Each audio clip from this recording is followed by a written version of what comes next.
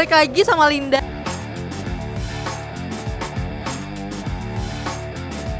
di YouTube channelnya Biocycle. Sama sih, ini juga masih di daerah Bandung, Jawa Barat, dan masih di daerah pegunungan. Iya, masih di daerah pegunungan. Nah, kalau misalkan tadi kita udah main ke daerah pegunungan, ini juga sama sih, masih di daerah pegunungan. Cuma kali ini Linda bakal ngajak kalian kita bakal kunjungin salah satu tempat sekolahan dogi yang ada di Bandung, Jawa Barat. Jadi bukan cuma manusia aja nih yang bisa sekolah, tapi anabul-anabul juga perlu sekolah. Di mana lagi? Ikutin terus Linda, kita bakal jalan-jalan di AK9. Nah, oke. Yuk, tunggu apa lagi? Kita langsung aja masuk ke dalam.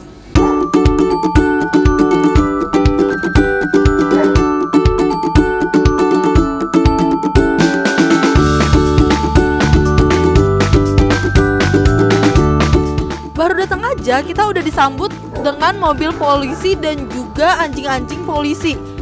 Penasaran gak sih kayak gimana sekolahnya? Apa ini sekolah buat anjing-anjing polisi atau buat anjing-anjing ras lainnya? Penasaran kan? Jadi kemana-mana tetap ikutin Linda di YouTube channelnya Biocycle.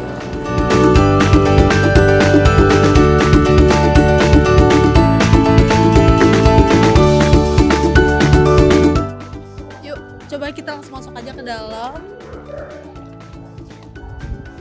Kita pengen masuk aja ya. Hey! Halo. Halo. Kita kenalan dulu, Linda. Aris dari AK9 Dog Training. Jadi Mas Aris, aku penasaran, AK9 itu apa sih? Oke, jadi mungkin buat teman-teman yang belum tahu AK9 Dog Training itu ini sekolah dogi. Kami punya banyak sekali fasilitas pelatihan yang bisa dipergunakan buat teman-teman dog lovers dimanapun berada. Kemudian juga untuk training yang sendiri kita mulai training dari rumahan, maksudnya untuk ketaatan atau problem solving dogi-dogi yang sulit dikontrol di dalam rumah atau punya permasalahan lain. Kemudian juga untuk dog sport, untuk kejuaraan-kejuaraan kita juga aktif mengikuti berbagai kompetisi nasional bahkan sampai ke internasional. Dan khususnya sekarang AK9 lagi concern untuk membantu unit K9 jajaran Polda Jabar. Wow. Jadi kalau jajaran Polda Jabar itu kan ada Polres-Polres nih, termasuk dari Polda Jabarnya sendiri kita bantu supaya meningkatkan skill dalam melatih doginya sehingga bisa membantu masyarakat yang membutuhkan pertolongan. Itu beberapa kegiatan yang ada di AK9 Dog Training. Oh, pantas. Tadi pas masuk itu ada mobil polisi di depan. Iya. Dan ada doginya juga. Iya, betul. Ini salah satu kegiatan rutin kita weekday ya, biasanya selama kurang lebih 6 hari kita latihan di sini, mulai dari anjing pelacak, untuk anjing proteksi, kemudian juga untuk SAR, berbagai macam pelatihan untuk unit K9 dari Polda Jabar gitu. Jadi ada arti nggak sih dari nama AK9 itu?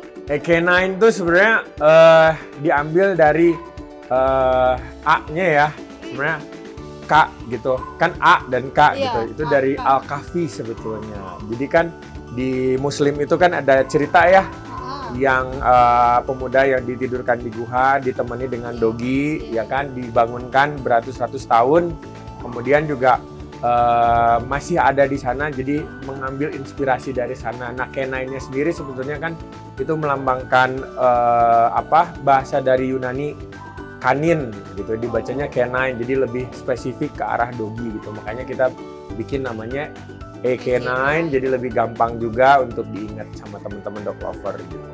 Oke, soalnya tadi tuh sempat bingung ini AK9 apa ya? Namanya unik. Iya, namanya unik. Tapi gampang diinget kan? Iya, gampang diinget. Gitu. Jadi ini aku boleh lihat-lihat di dalam itu ada ruangan apa aja sih gitu. Mungkin dari yang pertama ini ya. Ini kita ada fasilitas kolam renang. Nah, di fasilitas kolam renang ini pun juga ada dua. Ini ada yang kolam renang buat anjing kecil atau buat yang belajar, kemudian juga yang lebih dalam di sini. Jadi teman-teman bisa mempergunakan fasilitas kolam renang di sini yang mau bawa doginya. Ini khusus buat dogi ya, bukan buat orang sebenarnya. Tapi orangnya kalau menyemplung juga boleh. Bisa.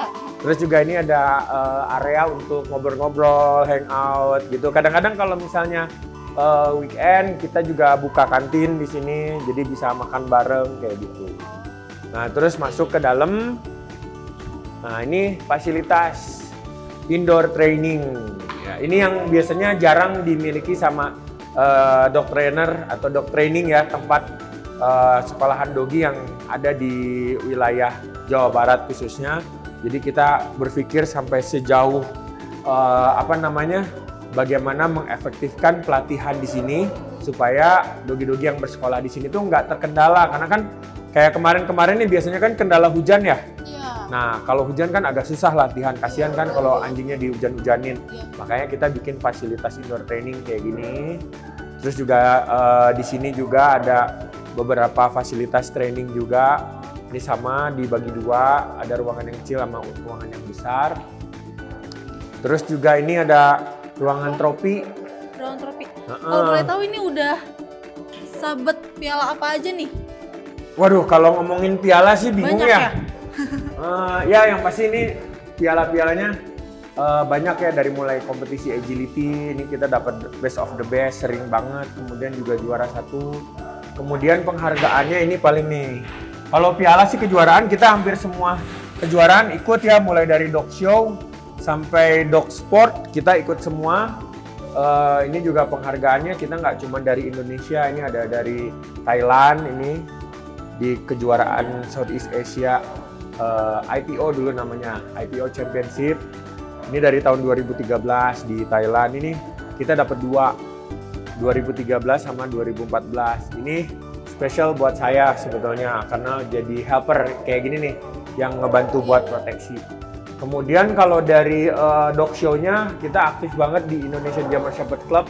Ini dari berbagai tahun kita bantu terus untuk tes gigitan. Terus jadi pembicara juga, ini kayak ini pembicara kayak gitu. Ini juga pembicara di event ngobat. Ini dari Kang Budi Dalton ini. Kemudian juga ini penghargaan dari Polres. Dari Polres juga ini ada penghargaan dari Polres Cimahi ini. Terus ini dari Mabes, Markas Besar Polisi Satwa nih. Ini juga nih. Berarti aktif juga ya, sering ikut lomba-lomba. Sering ikut lomba juga mengisi materi pelatihan. Nah, ini juga kunjungan, ini dari Direktur Mabes Pol Satwa ini Pak Subarkah, masih aktif sekarang. Ini jadi kita ada kunjungan di sini untuk melihat kegiatan di Jawa Barat tuh udah sejauh mana. Kemudian ini kalau ini dari Zikon, dari TNI Angkatan Darat. Kemarin waktu itu kita membuat unit untuk Sardok. Jadi penghargaannya nggak cuma dari bidang pelatihan untuk senang-senang, tapi juga yang bermanfaat untuk masyarakat kita juga berkecimpung. Jadi dari mulai TNI, Polri kita support. Kayak gitu. Terus kalau ini sih ini mah dog show. Nih tuh. Bingung sih kalau ngomongin piala banyak banget. Karena banyak banget anjing-anjing dogi-dogi yang berprestasi di sini. Ya, ayo masuk aja Mbak, nggak apa-apa. Oke, yuk ambil posisi. Ini ada pelatih-pelatih kita. Jadi kalau di EK9 itu kita banyak banget krunya, mulai dari kru yang ini melatih, kemudian juga ada yang untuk perawat, kemudian juga ada yang untuk membersihkan kandang. Ada, jadi kita ada 3 divisi itu, penting banget supaya dogi-dogi di sini nggak cuma pintar tapi juga terlatih dan terawat gitu.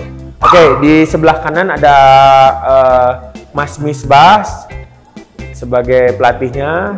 Nah, yang tengah ada Mas Yuke, yang kiri ada Mas Tri. Nah, kita mau coba latihan untuk ketaatan dasar obedience. Oke, jalan di samping ya. Yuk. Kodenya dari dari Yuke ya.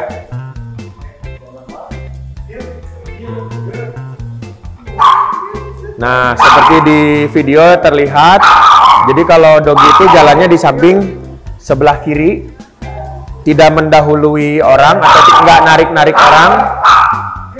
harus ada di samping, harus tenang. Ini kalau yang pudel kaget ini. Dia baru tahu gimana. Baru belajar ini yang pudel.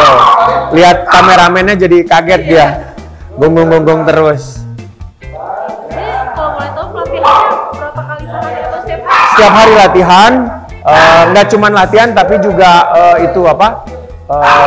Perawatan juga, terus juga diajak main juga. Ajak main juga, jalan-jalan kayak gitu. Biar nggak stres. Nah, ini posisi dasar duduk. Tuh, maju. Nah, kayak ini. Ini juga penting. Jadi supaya apa? Kita lakukan ini supaya nanti kalau pas pulang, doginya kalau dibawa owner nggak agresif. Ini kan anjingnya berbagai macam ini ya, size. Nah, kayak gitu. Nah, waktu dipanggil juga, yang 2 ekor ini tetap stay di situ. Jadi tidak terganggu. Nggak saling apa gigit atau saling nyerang, nggak gitu. Ya. Kendalanya apa sih? Kendala pelatihan sih sebetulnya nggak ada ya. Kendala pelatihan sebenarnya lebih ke bagaimana cara kita mendekati dogi-doginya. Karena apa? Karena setiap dogi punya karakter. Ada yang kayak orang, ada yang pemalu, ada yang gembira, ada yang agresif gitu. Nah, ini supaya dogi-doginya tenang, jadi kita simulasikan seperti ini. Ini lagi pelatihan. Ya, untuk duduk bareng-bareng. Jadi kan suka lihat ya, kadang-kadang dogi tuh kalau ketemu dogi lain agresif. Nah, ini kan dilepas talinya tapi bisa tetap fokus tenang. Gitu. Walaupun di sini ada dogi kecil. Gitu. Ini dia umur berapa tahun dan udah dilatih selama berapa? Ini yang sebelah kanan ini kurang lebih umurnya sekitar 15 bulan. Baru segede gini. Pelatihannya kurang lebih baru 3 bulanan lah. Kalau yang pudel ini mungkin sekitar 1,5 bulan lah kira-kira. Makanya masih ini masih agak malu-malu gitu. Nah, bedanya pelatihan di sini kita nggak cuman melatih buat pinter, tapi juga kita selalu memperhatikan supaya mereka tetap happy dalam pelatihan. Jadi kita nggak dikasarin doginya, nggak dipukul, nggak dimarah-marahin, tapi kita bantu dia supaya ngerti bagaimana caranya latihan supaya mereka happy gitu. Jadi nurut bukan karena nurut takut, tapi nurut karena seneng belajarnya dan tetap happy. Jadi kita bisa lihat ya ekspresi doginya juga tuh, buntutnya tetap ke atas, telinganya terkembang gitu ya, nggak yang dilipat ke belakang kayak takut gitu, nggak gitu. Tuh buntutnya juga goyang-goyang gitu. Itu jadi nggak cuman supaya oh anjingnya pinter kita kasarin, nggak. Jadi kita selalu perhatiin juga animal welfare-nya ya, supaya mereka dalam pelatihan ini juga jangan merasa tersiksa. Nah, kayak misalnya ada masalah, misalnya ada doginya yang nggak nurut, ya udah kita ulangin lagi, nggak usah dimarah-marahin gitu, sampai dia ngerti. Nah, dogi itu kan nggak nurut bukan karena dia nggak nurut, tapi karena dia nggak paham. Nah, kita sebagai trainer, makanya tadi saya bilang harus punya banyak metode pelatihan supaya apa? Supaya ketika ada permasalahan kita bisa pakai berbagai cara supaya doginya ngerti. Kadang-kadang dogi nggak paham atau nggak pinter-pinter itu karena metode pelatihannya mungkin yang kurang tepat untuk dogi tersebut. Ya kan kadang ada dogi yang nggak mau nurut, betul, bandel, kan? Betul. Sebagai owner kan ada yang sabar dan ada yang nggak Betul, sabar. betul. Jadi emang ada pelatihan sendiri ya buat owner. Iya, gitu. Ini mau tiarap bareng-bareng. Nah, kita juga pakai makanan di sini sebagai reward, motivasi. Oh, jadi kalau misalkan dia bisa melakukan satu pelatihan, dikasih reward gitu. Jadi jangan berpikir kalau di sini kita ke dogi itu cuma disuruh-suruh terus nggak dikasih upah gitu ya. Nah, makanan ini sebenarnya buat transisi ke owner-owner supaya bisa menandai perilaku yang baik gitu, supaya doginya juga ada motivasi, supaya transisinya nanti ke owner lebih gampang dengan makanan ini. Gitu. Mungkin mbaknya mau cobain obedience? Berani nggak? Belajar duduk aja, duduk diem. membuktikan bahwa training yang di Ekenan bisa dilakukan sama orang lain selain pelatih. Iya. Mau coba ini apa nih? Ini ya. Sini, sini. Ya. Hanya duduk diem aja ya. Ini udah pernah pengalaman belum nih? Ngelatih dogi? Nah ini kita coba gimana caranya bikin siapa namanya? Heli ini supaya bisa duduk diem aja. Simple, cuman sit udah gitu tinggalin, balik lagi udah. Oke, nah jadi caranya gampang banget. Di sebelah sini mbaknya. Jadi kalau bawa jalan dogi itu doginya di sebelah kiri, mbaknya di sebelah kanan. Sebelah sini. Itu udah standar aja sih, standar dari ini ya. Standar pelatihan untuk basic obedience secara internasional, anjing di kiri, ownernya di kanan. Tapi kalau di Indonesia kan kita jalan di kiri ya. Nah kalau jalan di kiri, berarti kan dari depan kemungkinan ada mobil, ada orang, ada mungkin apapun lah yang berpapasan dengan kita. Kalau dogi kita di kiri, akan lebih memudahkan kita untuk mengkontrol doginya supaya lebih aman dan nyaman. Gitu. Misalnya gini, lihat. Misalnya kita papasan. Kan saya dari kiri nih. Yuk ke jalan kiri sini. Ya, kan. Jadi dogi sama doginya nggak ketemu. Kadang-kadang ada dogi yang agresif kan, gitu. Jadi kalau di kiri ya meminimalisir lah tingkat kayak gitu. Coba Miss. Jadi kita pakai makanan biar lebih gampang ya. Nggak usah jauh-jauh. Jadi boleh supaya gampang ya. Pegang makannya pakai tangan kiri, digenggam aja kayak gini, terus jalan ke depan. Perintahnya heel, terus nanti berhenti kayak gini, terus bilang aja sit. Dah. Habis itu balik ke sini lagi, kasih makanannya pakai tangan kiri. Dah, gitu doang. Kita coba, bisa nggak? Kita challenge. Ini by the way nggak pakai skenario ya, jadi kita lihat nih, bisa nggak ini? Tangan kiri, mbaknya di sebelah kanan. Ya, kita coba. Ya, ciumin makanannya, jalan, heel. Ya, jalan aja. Jalan, berhenti. Tarik kat. Nah, sit. Bantu, ayo bantu. Nggak apa-apa, terusin. Nah, jadi kalau bisa dilihat ya, di sini mbaknya kan bingung ya. Nah, karena bingung ini, kita ada solusi bagaimana caranya supaya dogi ini nurut sama mbaknya. Dibantu aja tarik sini ke atas. Oh, ini tarik. Terus? Gini caranya. Nah, gitu pelan-pelan aja. Oh, jadi ditarik dulu baru dikendori. Iya, cobain lagi, Cok. Ya. Jalan lagi, heel. Jalan aja, mbaknya jalan aja. Jalan. Nah, coba jalan aja langsung. Ya, come on, heel gitu. Nah, berhenti. Nah, bantu, tinggalin, bilang sit. Jatuhin talinya, tinggal. Nah, balik lagi. Kasih aja, kasih. Nggak apa-apa. Oh, ya. Jadi kalau bisa kita lihat ya, ini tuh mbaknya nggak pernah latih dogi kan?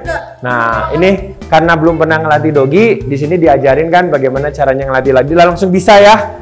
Dan ini karena apa? Karena mbaknya masih bingung, jadi doginya juga bingung. Tapi kalau sering dilatih, otomatis dia akan paham.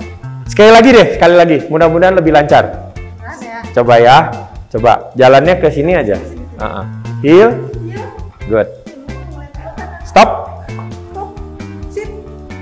Ya bener, sok. Gitu, good. Jatuhin talinya, tinggalin. Balik, kasih makanannya. Good. Ya, tandanya nih ya buat temen-temen yang nonton, tandanya kalau orang jarang banget pegang dogi itu talinya suka digantung gini nih. Tapi kalau yang sering pasti talinya lebih rileks, lebih turun. Jadi sebenarnya kalau ngelatih dogi itu kalau mbaknya tegang, doginya juga jadi bingung. Tapi kalau mbaknya lebih rileks, lebih enjoy, talinya juga jangan digantung gini, pasti dianya lebih nyaman. Tuh, duduk sendiri kan, talinya nggak usah digantung gitu. Berarti Ekenan mencatatkan sejarah kehidupan sama mbaknya. Mau coba lagi nggak? Nggak, udah. Oke. Tuh, digantung talinya. Gini. Nih, buat pelajaran aja ya, buat pelajaran aja. Jadi simple gini. Kalau kitanya tenang, kalau kitanya nyaman, dianya juga ngerti. Kayak Mbak misalnya wawancara saya, Mbaknya tegang, saya kan bingung, Mbak tuh maunya apa sih gitu, nanyanya apa, maksudnya gimana gitu kan. Tapi kalau misalnya kayak gini, kita santai aja kayak, Hil, tuh, talinya nggak usah ditegangin, kendorin aja. Bikin dia nyaman gitu, Mbaknya juga nyaman, pasti dianya nyaman. Terus sayanya nggak nyaman, makanya dia nggak nyaman. Gini aja, Hil, tuh dia berhenti sendiri, kayak gini. Kalau misalnya mau suruh duduk, sit, dah gituin aja. Gitu. Good. Dogi itu kalau menurut saya hewan yang benar-benar bisa punya rasa ke kitanya juga, kita ke dianya juga ada connect, ada timbal balik, feedback, atau kalau teman-teman dog lovers tuh bilangnya bonding ya. Nah itu agak sulit tuh ketemu sama hewan-hewan yang lain gitu. Agak ada sih gitu, nggak semuanya ya, tapi ada. Cuman kalau dog itu kerasa banget. Karena dulu saya pernah punya kucing, saya pernah punya burung gitu ya. Pernah.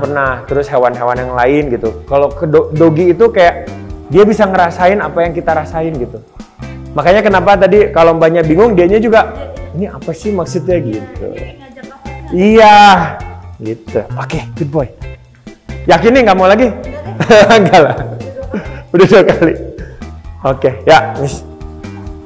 Jadi kayak gitu biasanya kita sama owner juga kita kayak kasih edukasi gimana sih cara handle dogi kayak gitu. Apa sih yang tadi saya bilang ya, kadang-kadang kita kesulitannya lebih banyak ke orang. Karena kalau iya kayak ke Mbak kan nggak cuma, jadi gini, saya nggak cuma nerangin ke Mbak tuh kayak gimana sih cara ngelatih dogi, tapi saya harus kasih motivasi ke Mbak, pemahaman kayak gitu. Jadi ya itu psikologi orangnya itu akan mempengaruhi si doginya. Jadi eK9 itu kita benar-benar berusaha keras bagaimana kita memahami karakter dogi dan memahami karakter ownernya, dan kita tuh ada di tengah-tengah jadi jembatan.